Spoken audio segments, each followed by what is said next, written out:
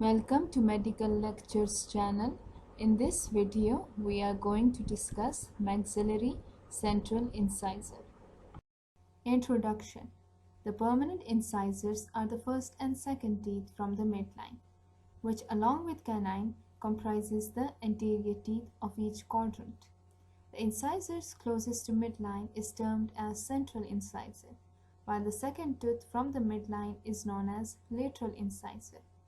The central and lateral incisors of the same arch resemble each other more closely than they resemble any incisor of the opposing arch. Maxillary incisor crowns are larger than those of the mandibular incisors. In maxillary arch, the central incisor crown is larger than the crown of the lateral incisor. In mandibular arch, the lateral incisor crown and root are larger than those of the central incisor, although very slightly.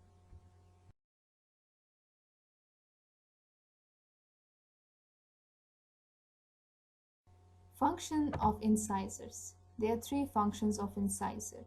One is mastication, second is aesthetics, and third is phonetics. Features of incisors. One is incisal edge, second is mamelons, third is position and angulation of marginal ridges, and fourth is lingual fossa and cingulum. General characteristics. Arch position. The maxicentral incisor are the two teeth which are adjacent to the midline in the upper arch. They share a mesial contact area with each other and have a distal contact with the lateral incisors. General form and function of incisor. The crown is trapezoidal in shape from the labial and lingual aspect. From the proximal aspect, the shape of the crown is triangular.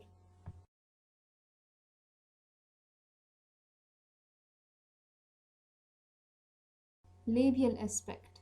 From labial aspect, the shape of the crown is trapezoidal. Long parallel side at the incisor and shorter side at the cervical region. The crown is longer incisor-cervically than it is wider mesiodistally.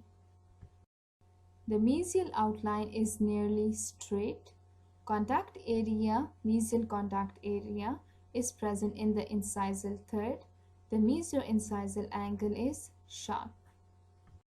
The distal outline is more rounded as compared to the mesial outline. The crust of curvature, which is also known as height of contour, is basically associated with the contact area. The distal contact area is also located in the incisal third, very near to the junction of incisal and middle third. The distal contact area is more cervically placed as compared to mesial contact area. The disto-incisal angle is also more rounded as compared to mesio-incisal angle. The incisal outline may exhibit mamelons. What are mamelons? They are small rounded projection present on the incisal edge in newly erupted teeth. Without mamelons, the outline is generally straight. The cervical curves evenly towards the root. The crown is narrower mesiodistally at the cervical margin than as compared to incisal portion. Two straight, shallow depressions which extend from the incisal edge towards the gingival and fade out in the middle third. They are termed as mesiolabial and distolabial developmental depression. They represent the division of the three labial lobes. Imbrication lines are faint curved lines which are parallel to cemento-enamel junction in the cervical third of the surface. They are not always present. Height of contour of the labial aspect of the central incisor is located in the cervical third. Lingual aspect. The lingual surface is trapezoidal. It is slightly narrower mesiodistally as compared to the labial surface.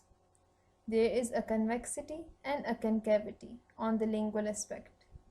The concavity is known as lingual fossa and the convexity is known as cingulum.